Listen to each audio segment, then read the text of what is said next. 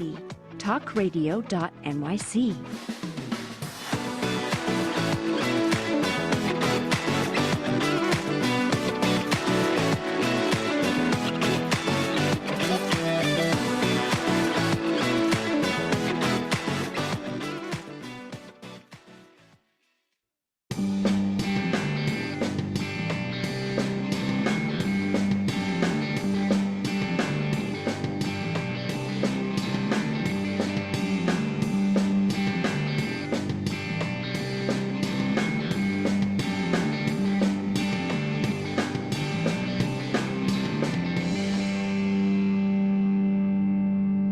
Happy New Year. Happy New Year, nonprofit world. It's your boy Tommy D, the nonprofit sector connector. 2 flights up from the kitchen where I get my coffee, but I'm actually drinking this mushroom coffee now. Shout out to Everyday Dose. I'm digging this mushroom coffee. It's not those kind of mushrooms, everybody relax, but it's the mushrooms that really help with the brain. And I've been drinking it for like last couple weeks now. So that's where I get my coffee downstairs in the kitchen. But then I walk up here to the attic where I do the show Philanthropy and Focus, where I really get to have the fun each week. And we're back. We were off for a couple weeks. It is the 10th of January, 2025. That's a weird thing to say because I remember when it was the year 2000 was coming, and that was 25 years ago. So that's a little crazy, but it is 2025. We are on our path approaching 200 episodes of Philanthropy and Focus. That's what the show is, Philanthropy and Focus. It is the show where I get to focus on the great work nonprofits are doing, helping nonprofit leaders tell their story and amplify their message. And to say I'm on the road to 200 episodes, or we're really on the road to 5,000 episodes, but to say we're closing in on 200 is kind of unbelievable for me because it's just an idea I had that I wanted to do, and I wanted to focus on helping nonprofits, as I say, tell their story and amplify their message. So I want to go over a couple things that I did this week. And then we'll get into today's conversation. But what I want to do is the first thing is it's Long Island Imagine Awards season. What does that mean? Well, the applications are in. We as the committee have selected the semifinalists, and I went out and interviewed two incredible women over at Nassau Community College, one of my alma maters, Nassau Community College, the Nest at NCC, which is a pantry. It's all things. It's a community center. There was folks there volunteering. Just kind of blows my mind all the time when I have these conversations. There's students on campus at Nassau Community College that have to make a choice between buying books and getting access to food. There's students that I found out that unfortunately are in school and are homeless, whether that means they're bouncing around from couch to couch, whether some folks are looking for shelter at night. It's just really unbelievable. That's right here, Long Island, Nassau County. And it's funny, I'm wearing my Hamptons Community Outreach hat because, many people around the world might think Long Island, that's like the Hamptons, right? The Hamptons and, all the bougie parties and stuff like that. Well, maybe, but it's also people with severe need, experiencing homelessness, experiencing food insecurity, and who need support. And that's why I was out there with two women from the Nest at Nassau Community College, one of the finalists in the Long Island Imagine Awards, Diversity, Equity, and Inclusion. And then also, we had just yesterday, shout out to my new hoodie. It says here, Long Island Rocks. Shout out to the Hall of Fame, the Long Island Music and Entertainment Hall of Fame. And I love a hoodie, right? So I had to pick this one up, bought this hoodie. It was well, if you know Long Island, you know who our only son, our only Long Island son, not our only, but, Long Island's own Billy Joel, the big exhibit on Billy Joel out there right now. A lot of stuff I was sitting there looking at because I like to show the hoodies when I wear them. So I took a picture of me staring up at a bust of LL Cool J with a big, like, glass tape, which is a cassette tape, which some of you folks are like, what's a cassette tape? Those are the same people who don't know what a record is or a record player. Although my younger daughter, she's 12 and she just got a turntable.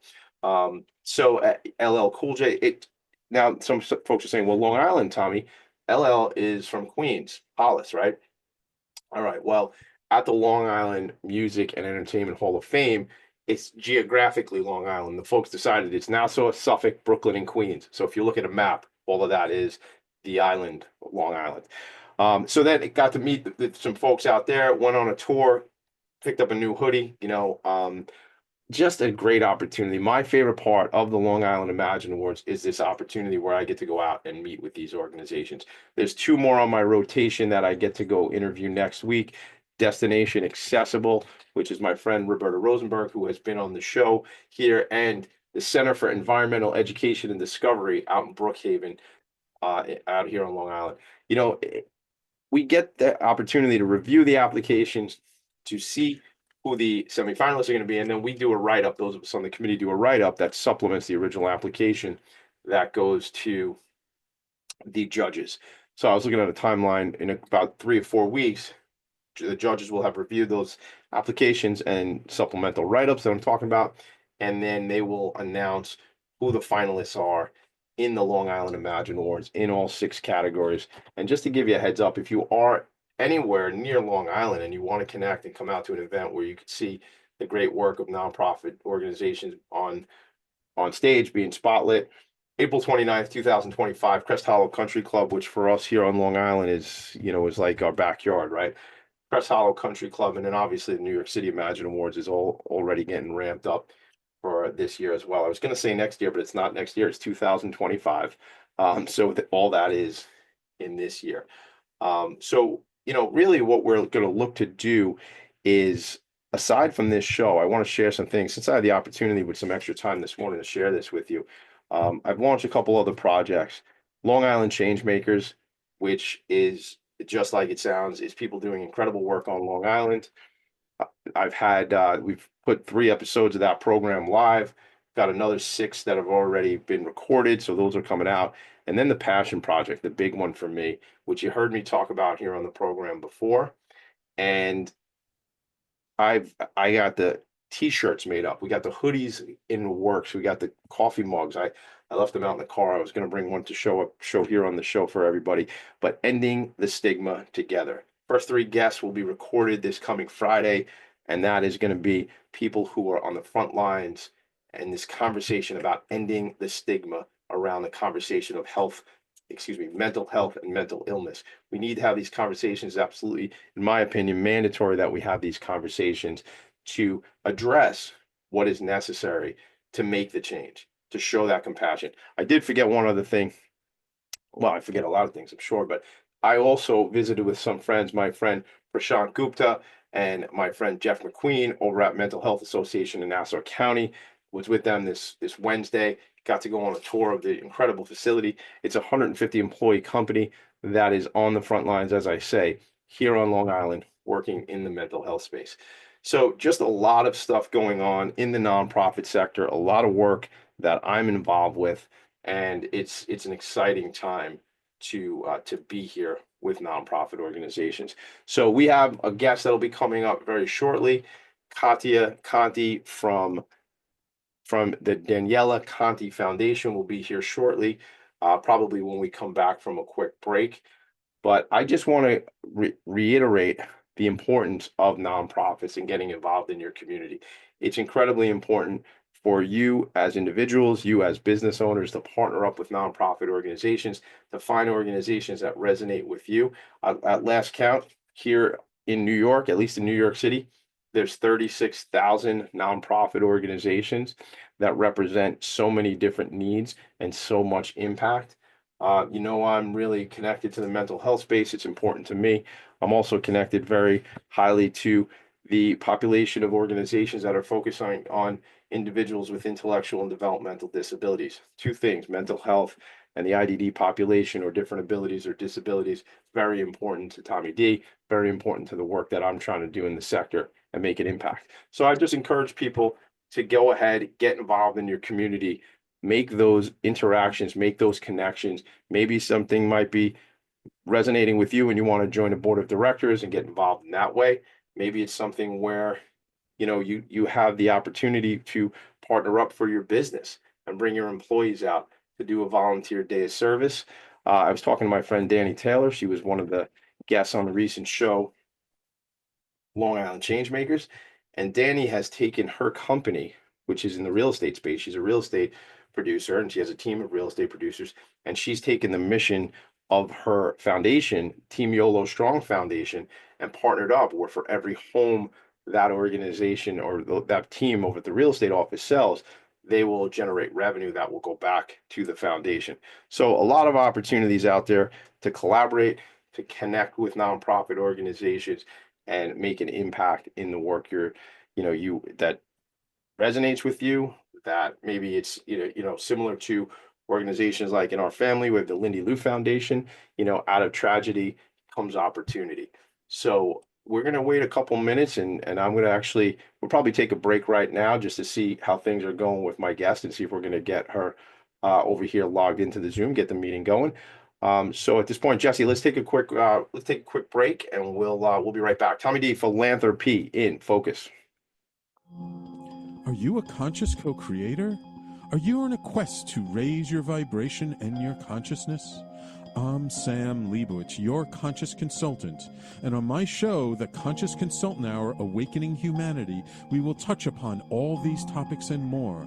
Listen live at our new time on Thursdays at 12 noon Eastern Time. That's The Conscious Consultant Hour, Awakening Humanity, Thursdays, 12 noon on talkradio.nyc.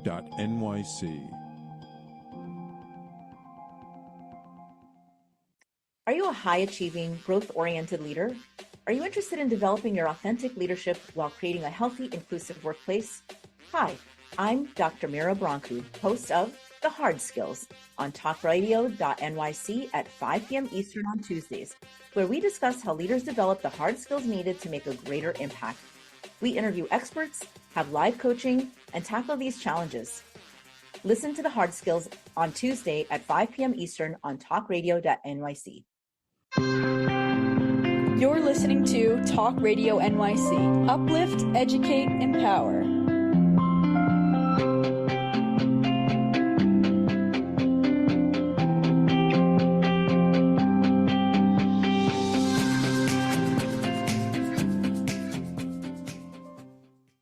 Nonprofits need connections to move in good directions.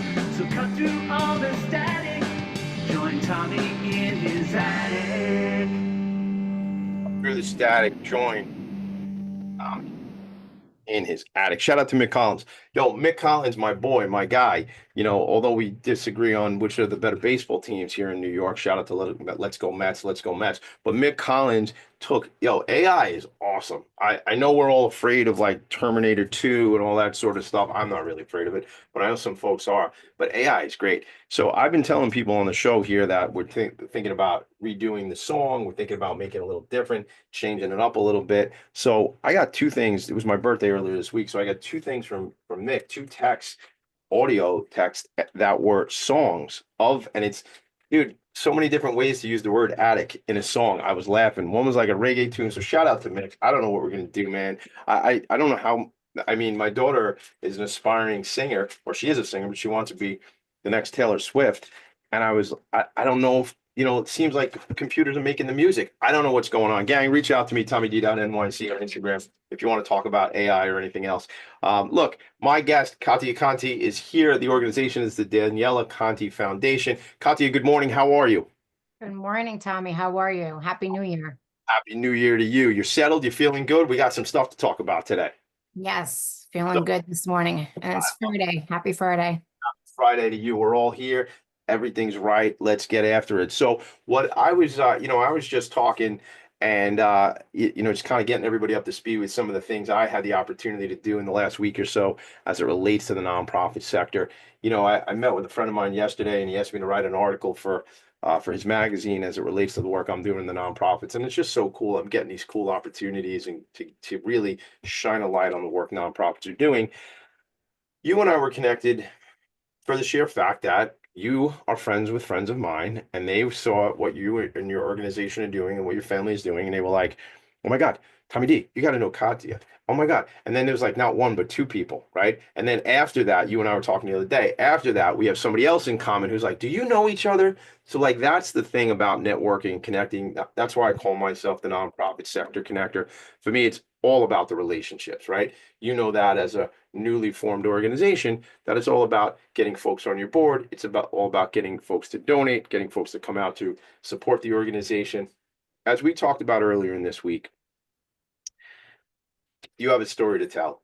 And I usually say, well, what drew you to the nonprofit sector, or what made you go into this work? In your scenario, in this case, as a legacy and memory, the story is a little different. So maybe can you tell us a little bit about you and your story and how and why this organization exists and the work you're doing? Yeah, sure. Thank you, Tommy. So, this all started back in the fall of 2016. Prior to that, I worked for corporate America. I was in corporate for about 20 years. I worked for the pharmaceutical company Pfizer. I had a great career. I had a family. I was married for almost 10 plus years. And then I kind of resigned back in, if I recall, back in 2015, because I was pregnant with my third child. And I actually was pregnant with twin boys. I had already had two girls and I was pregnant with twin boys. And I wanted to be a stay-at-home mom. I resigned after 18-year career. I just wanted to be a stay-at-home mom. My oldest daughter, Daniela, who the foundation is named after, was starting kindergarten. We moved into a brand new home. Life was great. And then, fast forward a year later, back in 2016, my twins had just turned one in the summer in July. And, in September, life throws you a curveball, and we found out our daughter was diagnosed with cancer, pediatric cancer, in the fall of October of 2016. She was complaining about a stomach ache. As a mom, as a parent, you don't really think of anything, or even the C word, right? Cancer, belly ache, mommy, my belly hurts. You don't think of the C word. And, you say to yourself, oh my God, is it something that I cooked? It's hurting her stomach. Maybe it's just the flu. And then coming home from pumpkin picking with my family, because it was a tradition of ours in October, because this happened in Halloween. She just kind of dropped dead on the floor. We were kind of scared, and it was like, oh my God, like, what do we do? And my husband, at the time, being in the medical field, kind of felt her belly. He's like, Daddy, Daniela, where does it hurt? Where does it hurt? Point to Daddy where it hurts. And he actually felt her liver with his bare hands, being in the medical field, because he had to study, body parts. And he turns around to me and he goes, her liver's enlarged. And I said, what are you talking about? He was like, her liver's enlarged. He's like, we need to take her to the closest hospital. I was like, no, this is crazy. What are you talking about? Maybe take her to the bathroom. Maybe she was just constipated. You just don't know. He's like, no, we need to go to the emergency room now. So being in a brand new neighborhood, on Long Island, didn't know any neighbors, didn't know the closest hospital. Our closest hospital was at the time St. Catherine's of Siena here in Smithtown. And, they ran scans overnight. They did MRIs, PET scans. And after being there over the weekend, I was home with my other young children, because I have to, be home with my children. I had younger children at the time, and I had twins. I had another daughter. I didn't get to see her. So I was kind of on the phone with my husband, and he goes, what's going on? What are the doctors telling you? And the scans come back, the MRIs and the PET scans, and they say, we sorry to tell you, but we need to rush you to the emergency room now at Stony Brook Children's. So they actually go there in an ambulance, and they run scans overnight. This is like going into Sunday night. And Monday, we don't hear anything. Tuesday, I go see her, and she's in the room. She's in the room, and I'm talking, Tommy, she has a size of a basketball inside her belly, which meant that, the tumors, the tumors were already growing in her stomach, because they say, when you're 5 years old, your hormones, and you kind of grow at that point. So like the tumor was very silent. So it kind of triggered it as she was growing. So it became alive. The tumor was actually, alive, and it was growing all over her body. So fast forward going into the hospital, finding out from doctors what's going on. We thought it was just blood thinners, didn't think of cancer. We call our pediatrician to let him know what was going on. And then here comes Wednesday, and they put me in a conference room, test comes back, and they say, sorry to tell you, your daughter has cancer. Um, you're in a room with doctors, not knowing what they're going to say. And when they say cancer, you turn around and you say, do you have the right child? Not my child. You sure you have the right child? What do you say at that point? Because me growing up, cancer didn't exist, or if it did, not, many children were diagnosed, but, you would never think your own child. We're talking about a 5-year-old, healthy, perfectly little girl who was so excited to start kindergarten and make new friends. And here we are, in the hospital getting this diagnosis. And on top of all that, we thought it was leukemia because everyone hears of leukemia. Leukemia is a more common cancer. But when they throw this word at you, rhabdomyosarcoma, it's a cancer we have never heard of. It's a rare cancer. And I hate to say the word rare, Tommy, because childhood cancer is not rare. So you hear of the word rare, which means that only about 4 to 450 kids get it, in the US basically. And it's a cancer we have never heard of, you're typing this word and you're Googling it on the computer and you're looking at it, and statistics wise, it's like, the chemo drugs, this is what you have to go through, the survival rate. It's scary. It's very scary. So I go to my husband and I turned around and I say, okay, what is it going to take to save her life? And we followed doctor's protocol. They gave us this handbook that we had to learn and all these chemo treatments. And, she said, let's do it. Let's fight this. And we're very fortunate, Tommy, because if we would have brought her in 2 days later, the doctor said she would have actually been dead Oh my God. because these tumors had already spread throughout her entire body. And they actually had to start chemo immediately and put a port in, explain to a 5-year-old, explain to her, from being in a classroom and now waking up in a hospital, getting a port in and starting chemo. It's like, all these medications that they're throwing in her, and you're waking up and it's like, why am I in this hospital? So she had to grow up really fast as a 5-year-old. And, her dad and I had to explain to her, what she had to go through. And, we're showing her pictures on the phone, like, your hair's going to fall out. It's going to be okay. Mommy and daddy are here for you. It's a scary world, I have to say, not only for parents, but for the child.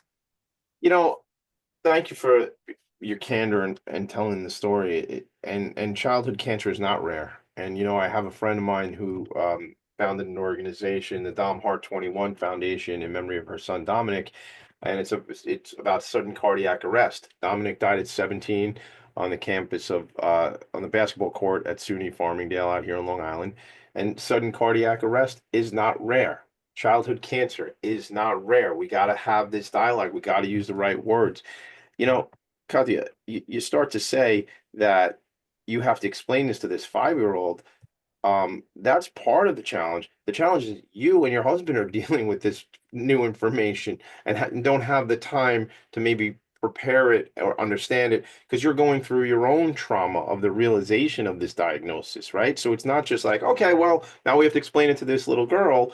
It's incredibly challenging for you to be dealing with the news. Yes, I agree. What do? You got other children. She wasn't the only child, you just have to come up with a plan. We really didn't have a plan. We just went day by day. That's basically, Tommy, what you have to do.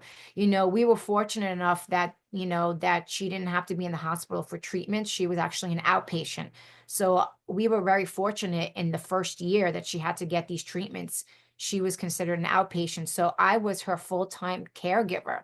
Now that I was a stay-at-home mom, I had to think about, oh my God, who's going to take care of my other children? I had twin boys.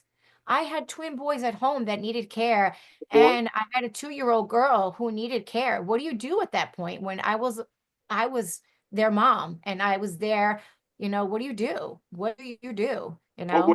how old were the boys? The boys, you're The boys had just turned 1 because you have to remember I had given birth to them a year prior, in 2015 when I resigned, I was pregnant with my third and they were twins and they had just turned 1. And one, we celebrated a milestone. I had a 2-year-old daughter at the time too. And, Daniela was just starting kindergarten. She was just, what do you do? What do you do when, oh my God, my other children need me. I have to be here full time. Luckily I had family and I had my mother-in-law who actually had to move in full time to take care of my children. They were still going to school pre-K. Someone had to pick them up. Someone had to cook dinner for them. What do you do when I'm full time at the hospital, not knowing if I'm going to come out of there alive with my daughter? When she was diagnosed, Tommy, I didn't mention this earlier, but she was in the hospital for 6 weeks. Didn't know she was going to come out of there alive. And I didn't know she was on more. I can't tell you what she was on. She was hooked to this machine with IVs and fentanyl patches, you name it. What do you do? What do you do when you see all these narcotics that are given, to your 5-year-old where she should be in school, enjoying kindergarten? Meanwhile, I'm in the hospital, not knowing if she's going to come out of there alive. And we were in there, Tommy, for 6 weeks because I have to tell you, her stomach was the size of a basketball. Like she had a baby in her belly because of the tumors that was pressing up everything inside her organs. And, she was in there. She was there for 6 weeks. And, we started chemo right away. I didn't even know what kind of chemo treatments they were using. It was just poison, Tommy. yeah, Poison. yeah, we'll talk about that because you know what? You've told me, about the work that what you've learned about these drugs and how bad these drugs are for adults. And then you take these drugs and again, I'm not an oncologist, I'm not a doctor, I'm not judging. However, these things are toxic and they're toxic for big people and even more toxic for little people, right? I mean, if they're going in and kill the cancer cells, they take away a lot of the they take away a lot of the good healthy cells with that, right? Yes. Yeah. So tragically you lost your daughter.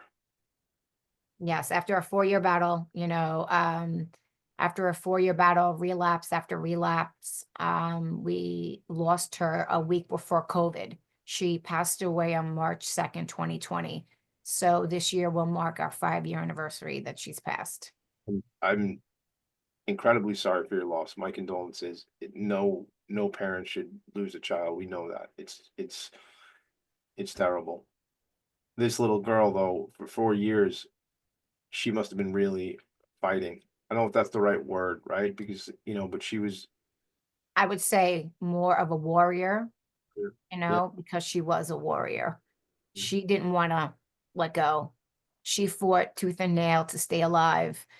And to see her body frail and having her stay alive for us wasn't fair to me and my husband.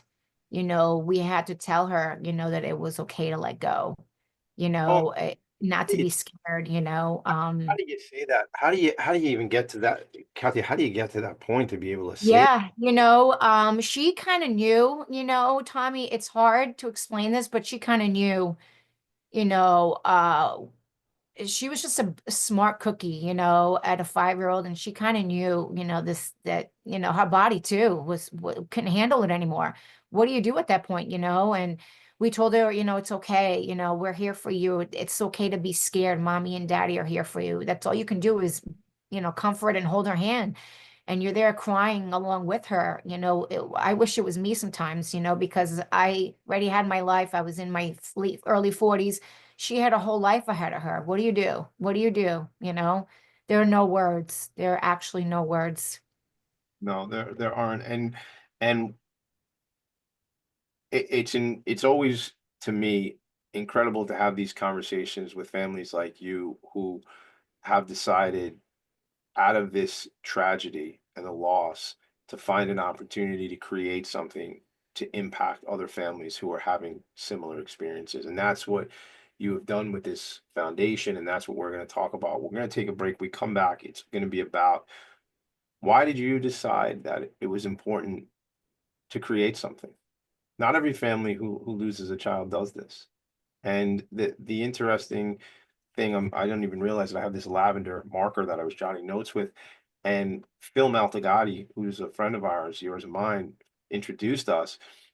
And he introduced us via email. And when I went to your website, it was the lavender purple butterflies. And I said, Katia, I don't know you, but in an email I said this, and I don't like to type emails. I'd rather have a 10-minute conversation, but it probably took me 20 minutes with my two fingers to type the email. But I said, you don't know, but like the Lindy Lou Foundation in memory of my cousin Linda, check out our website. It's the butterflies. It's the same butterfly, not same, but maybe there's a connection here. And my aunt and my cousin founded the Lindy Lou Foundation out of Linda's loss, and now it's a legacy to Linda. All the work we do in the IDD population, all the money we raise, and you have an incredible legacy to tell everybody about too. So when we come back, I want to hear about why you decided as a family that this was important to give back and do this and create this foundation. This is Philanthropy in Focus. We'll be right back.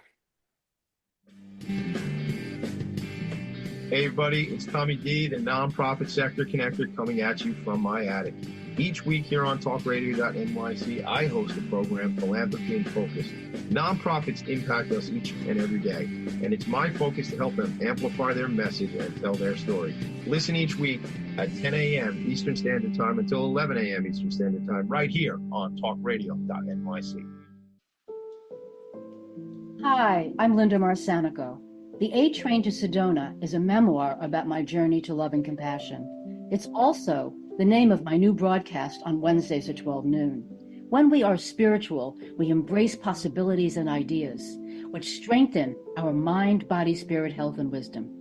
On the A Train to Sedona broadcast, I plan to interview guests who embrace these expansive practices. Join us on Wednesdays at 12 noon on Talk Radio New York City. You're listening to Talk Radio NYC at www.talkradio.nyc. Now broadcasting 24 hours a day.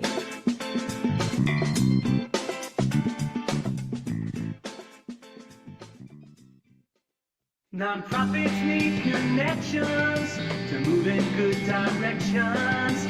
So cut through all the static. Join Tommy in his attic. This is Philanthropy in Focus. The Daniela Conte Foundation is a 501c3 pediatric cancer foundation with a mission of providing financial assistance, raising awareness, and funding research to help kids fighting cancer. We have lived the battle with pediatric cancer. We understand what these families are going through. The help that we provide these families through our programs is a great resource when they need it most. Katia, tell me about this. Where was it that, was it early on? Did you know as shortly after Daniela lost her battle? Did you know that this is what you had to do? I didn't have a choice, Tommy.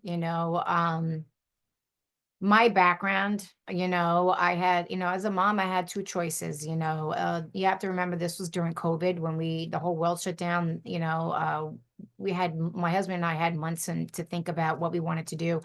As a mother, you have two choices in life, and this Tommy, what I was telling your story about is this was 4 years. This wasn't 4 weeks. This wasn't 4 months. This was 4 years of her life. And I'm happy that we got to share a lot of memories with her. She did her moving up ceremony. She made her first Holy Communion. I couldn't let it go. I had to do something, Tommy. I knew off the bat that, did I know she was going to pass away? No, I thought she was going to make it because of all the many relapses she had. And I had two choices. I had, either said to myself and I turned around to my husband, either I sit around and do nothing about it, or I go out there and make a difference and share and, be her voice and an advocate, not only for her, but for other children now that are going through this horrible battle and disease and into the future, because people need to know not only her story, but the awareness. I knew nothing. Statistics wise, when they told me that my daughter was diagnosed with cancer, I was like, okay, she's going to make this. You have a positive mindset. She's going to make it. We're going to pull through it. What do we have to do? But when you go into this world and you're thrown into this world you know nothing about, with these chemo treatments that they're giving her and all these experimentals, protocols that they're throwing at her, it's like, I just couldn't let it go. Her story had to get out there. So my husband and I actually started this 501(c)(3, I would say 4 months after she passed. It was right in the middle of COVID. I don't know, she was supposed to die, Tommy, that same year she was diagnosed because the doctor said, if you would have brought her in 2 days later, she would have been gone. But she fought for 4 years. And I think learning now through her death that we all have a purpose in life. And I think this was meant for my purpose to start this foundation, to share her story with the community and beyond, be her voice and say, hey, cancer is not rare. Every day, 47 children are diagnosed with cancer. Every day. That's 2 classrooms filled of children. And 1 out of 5 will die because they run out of treatment options, just like my daughter did. So this is why I had no choice but to start this foundation. And I am so proud that I did because I couldn't have it any other way. No other way. And I'm just so passionate about it, and there is a purpose. And I think this was my purpose. Well, I believe everything you're saying. I believe there's a purpose. Daniela had a purpose. She fought. You have a purpose, your family. And let's talk about what happens. You say folks don't know anything about this when they get this diagnosis, and all of a sudden they have, you know, doctors who mean well, who have done the science work, and they come to them with these options and right, chemotherapy or clinical trial or all these words that, while you're doing, maybe you had some context of it being that you worked with Pfizer and maybe you're aware of some of this terminology and stuff, maybe more so than other people might be. How do you even give folks an understanding, like, because now we're in shock, right? We just get this diagnosis. This is something we're dealing with, all the emotions and everything going on. And then there's got to be some kind of practical mindset of, okay, well, what do we have to do? How, when you work with other families, what does it even feel like? Does a family reach out to you and say, we just received this diagnosis and we're having financial trouble now because my spouse is now the primary caretaker, so can no longer go to work and is at the hospital, and we need financing, or we need somebody to talk to just to understand things and get a context of what world we just entered, this new paradigm. What does that look like? How did these conversations start? So, Tommy, when we started this foundation, our pillar of the organization was to, one, obviously, provide financial assistance, right? Because a lot of people, you got to realize the last thing in this fight is people should not have to worry about money. Knock on wood, my husband and I had a great support system, but there came a time when we were in the hospital for about a month, and you leave the hospital and you get this parking ticket that's like almost $1,000. What do you do?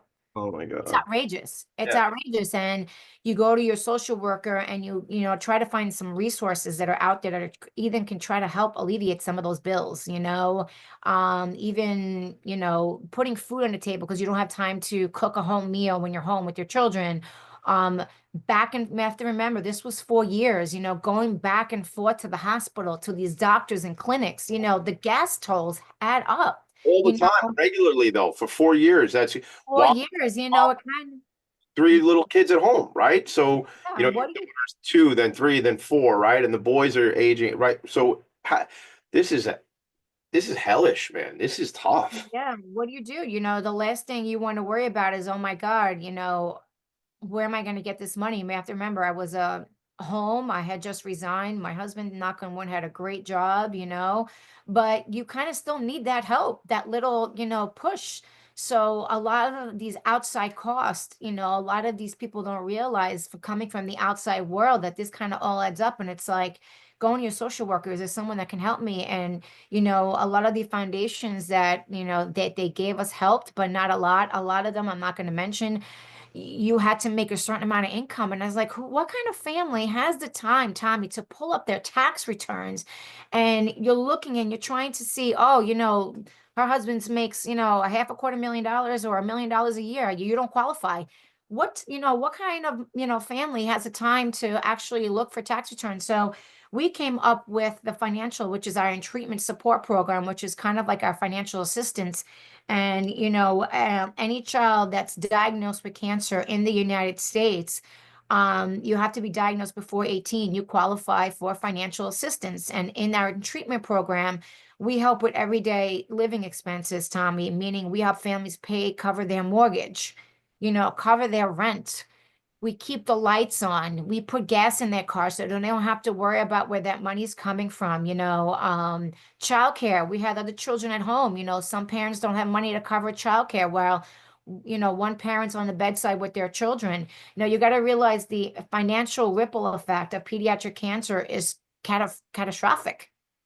On average, pediatric hospitalizations of cancer costs, is almost 5 times as much as hospitalizations for other pediatric conditions, with an average cost, of a stay for a child with it being like $40,000 a year. Bills are being piled up, wages are lost. As a parent, who has to choose between being on their child's side or going to work every day? It's hard. So this is kind of why we started the financial assistance program, is to help families in this capacity.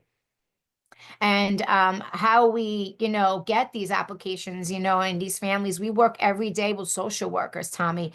We work with social workers. They refer us to the families. We work closely with hospitals here on Long Island. And now we've grown into helping families all across the New York State, New York tri-state area. That's how much we've grown in the last 4 years. And we work with social workers every day to help families that are in need of some financial support.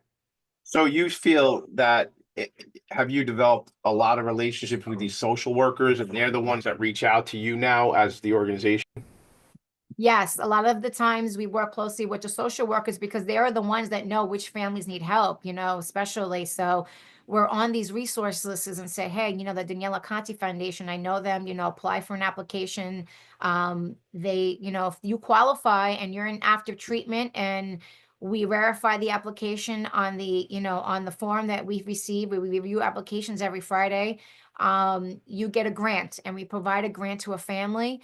And we actually pay all the creditors, Tommy, we pay all the creditors, meaning if a family doesn't need help with the mortgage, rent, phone bill, keeping the lights on, we pay all the creditors. All the information can be found on our website. But if it's for food or gas, we send a grant to the family directly so they can use it at their discretion. Got it. Okay. So food or gas, it's, a gift card, something like that, so they can go shopping.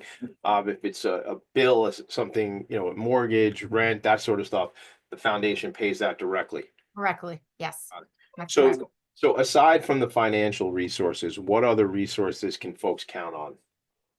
We fortunately, we also help families with memorial cost. That's our memorial support, because we really didn't know at the time that our daughter was going to pass. We know we were optimistic that she was going to make it, and then when you find out that she's passing, you have to worry about a $10,000 to $20,000 memorial bill, from the funeral home. So we now also came up with a memorial support program. It's one of our other programs that we support families with whose a child has been lost due to a cancer diagnosis. And we work closely with the funeral homes here in New York and Long Island to kind of alleviate some of that burial bill, whether it's a plaque, an urn, or whatever the case may be. We help families in that capacity as well. So that also sounds like some strategic relationships you've created here on Long Island with some of the funeral providers and things. Yes. And I'm assuming if I read, well, I'm going to read between the lines a little bit, but it sounds like they're doing some support, maybe some in-kind donations or discounts or things like that for families that come through, through your relationships and your network. Is that right? Correct. Yes. We work closely with the funeral homes. We explain to them, this is the part that we can pay. When my daughter was diagnosed, we had a great funeral home here that provided us with, no cost at all, because we were in the community and they were family owned. And, we actually were lucky enough that they covered that bill, but we know what it's like. There are families that don't have that kind of support. So that's kind of where we step in that capacity, as well as help with funeral costs and work closely with the funeral homes here. Yeah. So gang, go to the website, Dan, and I'm going to share it when we go to break on the video here. If you're only listening though, it's DanielaConteFoundation.org. I'll spell that out for you. Daniela, DanielaConte Foundation.org. DanielaConteFoundation.org. And as I look at it, Katia, your beautiful daughter, the butterflies keep coming out at me, and I'm like, it's unbelievable, it's uncanny. And when I went to the website this morning again, it all came back to me when I first saw your website, because the it's uncanny, the connection between the Lindy Lou Foundation with the butterflies and your foundation, and not exactly the same work, but similar work. So we're going to take a quick break. When we come back, what we're going to do is I want to find out how people can get involved, what you're looking for. I know you have several events throughout the year. I want to share that, and anything more you want to share about programming that people need to know. We're going to get into that when we come back. Katia Conte is with me. I'm Tommy D. This is Philanthropy and Focus. We'll be right back. Were you an essential worker during the pandemic?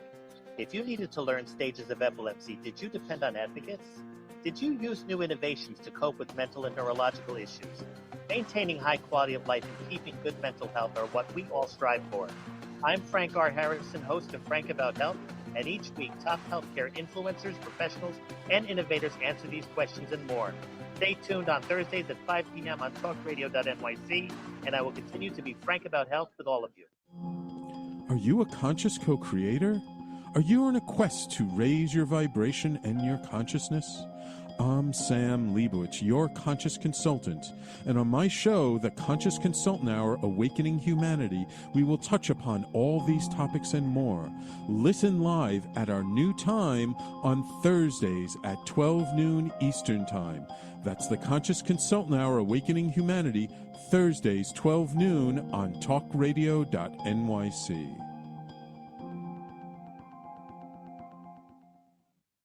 You're listening to Talk Radio NYC at www.talkradio.nyc. Now broadcasting 24 hours a day.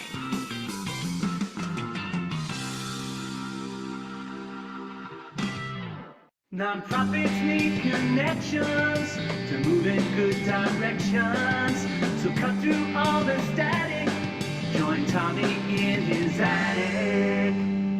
We are back. Go to Daniela Conte Foundation to support the organization, DanielaConteFoundation.org to support, to learn more, to find out ways you can help, or just listen to what we're going to say next. Okay, let's do that. Let's say some more words.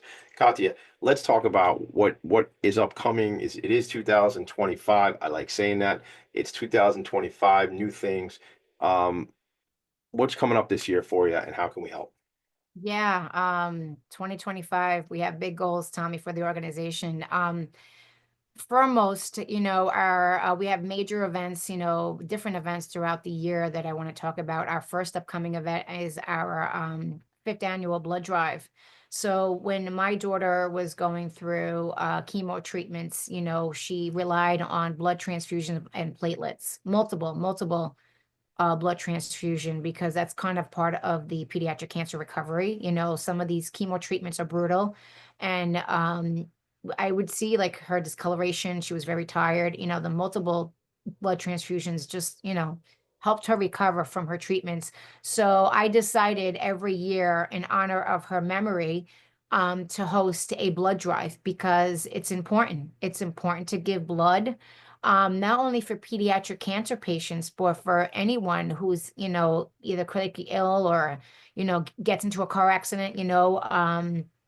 People have to realize when you give blood, you save up to 3 lives. So we're coming up on our 5th annual blood drive, which is taking place on Saturday, March 1st from 11 to 5. It's hosted every year at our church, at St. Matthew's Church here in Dix Hills. Our goal this year is to hopefully get in over 100 donors in the door to give blood. You can find more information on our website. In the past year, we're so happy that people come out and donate from all over Long Island and New York. So I'm proud to say that, over the last 4 years, we have collected over 281 units of blood, and we have impacted over 843 local patients because of this blood drive. I love that. Um, And I'm just sharing, sorry to interrupt, but I'm sharing this, gang, right on the website. If you're not watching us right now, go to the website and then just click on events. There's a drop down for events, says Blood Drive March. And I will make sure that I am there on Saturday, March 1st. and I will give blood because, as I shared with you, in my own world, blood is very important to some members of our family. Well, I mean, blood is important to all of us, isn't it? But it's the need for blood. So I'm committed to being there with you. And maybe there's a way where you and I can come up with an angle to get more folks in my world out there. How about this, gang? Listen up. If you're a friend of Tommy D's, I could use your favor. I could use a favor. I could use some of your blood. And you have to show up. You can't just send in your blood. I think there's procedures. And again, I have no medical training, Katia, but I don't think you could just send in blood. You must show up on March. No, walk-ins are welcome, but there is a link. You can find it if you go on our website on the top. It says sign up for our upcoming blood drive. Just make an appointment anytime between 11 to 5. I donate every year. Not everyone is able to donate blood, especially people who are anemic. There are trainees there, from the New York Blood Center. That's who we partner up with every year. They will ask you a couple of questions. They will take your blood pressure. I know that your levels have to be a certain number. So if you pass the test, it takes 5 minutes. You are able to donate. If you're O positive, if you're A positive, but just make an appointment. You never know until you get screened. And if you do pass, you will, hopefully be able to save 3 lives. So hopefully everyone who's seen this will make an appointment and join us this year. Is there going to be an opportunity that day where, as folks are there, you're going to be there to kind of educate folks on the organization and stuff as well? Yes. Is there like ceremony? Is there anything about is there any conversation? Meaning, will you be addressing folks? I see as I just looked at making an appointment, the appointments start at 11 a.m. and go all the way to 4:45. Yeah, all the way to 5 o'clock. So, Yes. tell me about that. What's that going to look like during the day? Yeah, I will be there all day. I will have a table there, with DCF merchandise.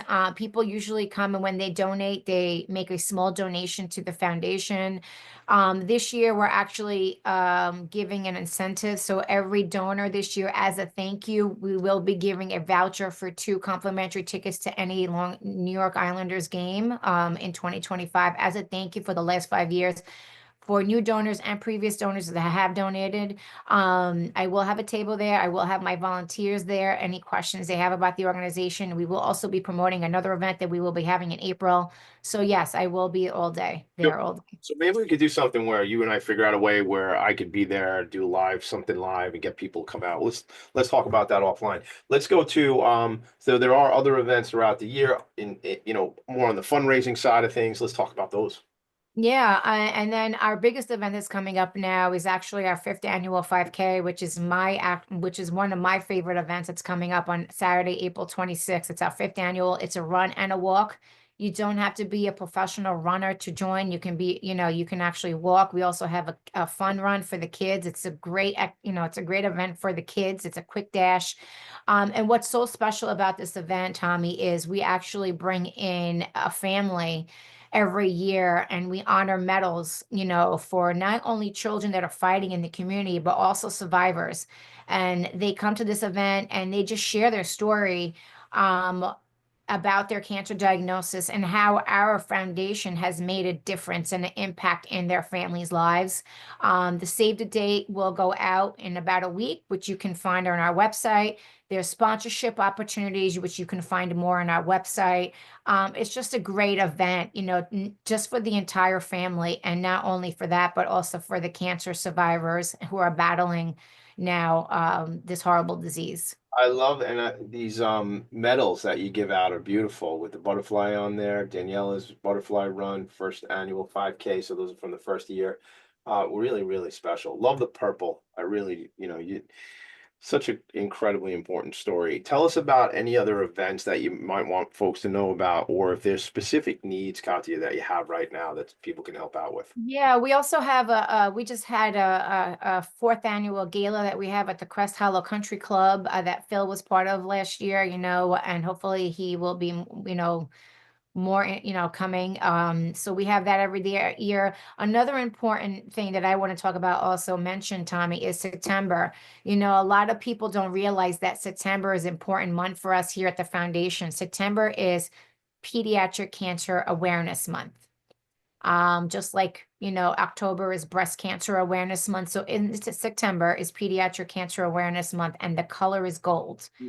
That is the color that we use, and there's a whole story behind that. So we raise awareness, a lot of awareness in the community. I go and speak at schools. I try to also educate the youth, at these high schools, middle schools about childhood cancer and how they can make a difference and an impact in the community and beyond for these children now that are fighting in the hospital.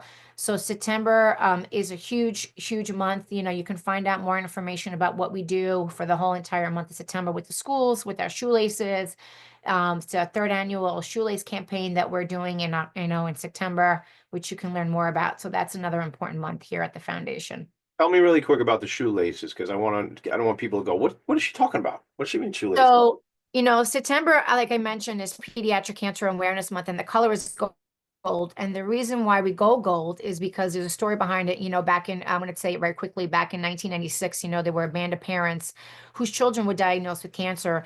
And because of the brilliancy and resiliency of these children, these parents all of a sudden came up with this color gold. So this color gold stuck with them throughout the entire year. So now every year in September, all, nonprofits, organizations in the pediatric cancer space, raise awareness for the color gold. I didn't know, Tommy, at the time when my daughter was diagnosed, what this was all about. I knew something about it, but I didn't know it to that extent. So part of the organization is we raise a lot of awareness, not only just for September, but for the entire year. And my team and I came up with these gold shoelaces. And how can we educate the youth and get the high schools involved in the community to raise awareness? Because, like I said, all we see is, don't get me wrong, pink for October. And I'm like, why aren't these children raising awareness for child cancer? Because there's not a lot of knowledge out there, Tommy. There's not knowledge about, pediatric cancer, how every day 47 of children are diagnosed. So we give out every year 10,000 gold shoelaces to about 60 high schools here in Suffolk County. Our goal this year is to also work with the schools in Nassau County. So what they do with these shoelaces, Tommy, is they swap out their regular shoelaces, whether you're, in soccer or whether you're in lacrosse, you play lacrosse or soccer or volleyball, and they swap out their regular shoelaces with the gold shoelaces, and they wear them for the entire month of September to help us raise awareness for childhood cancer. And it also kind of sparks a conversation too, right? So for example, if you start wearing these shoelaces and someone says, hey, Tommy, why are you wearing gold shoelaces? You say, it's Child Cancer Awareness Month. I'm helping to raise awareness for this cause. Did you know that every day 47 children are diagnosed with cancer? So it also kind of sparks a conversation about the disease and the awareness. All right, 2 points on that. I need some gold shoelaces. I live in Nassau County. I know children in Nassau County. I have 4 of them, but in the community here, I'm sure we can get that. I would just ask when, September, it's kind of still nice out. I'm probably still wearing flip-flops. I might need gold flip-flops. We'll have to talk about that. You and I, like, that's a separate thing. I don't know if you have flip-flops. I might just have to spray paint some flip-flops. I don't know. Or maybe I'll just have to put shoes on earlier in September. But all kidding aside, if I could make any kidding go aside, I am incredibly grateful to know you. I'm incredibly grateful for you to share this story with me. Daniela was a beautiful girl. You're living out her legacy. I appreciate you. Thank you to Anthony and you for all you're doing. Thank you to your other children. Yeah. Thank you for your supporters. I appreciate you. I'm glad we made this friendship. I'm here to help. Reach out to me. Let me know how I can connect you to different resources and different people. Everyone, I appreciate you all checking in. This is Philanthropy in Focus. This is the new year, baby. 4 years we've been doing this. Unbelievable. Just keep going and keep doing the show. Thanks, everybody. This has been another In Focus production. Make it a great day. Thanks. Thanks, Tommy. Nonprofits need connections to move in good direction.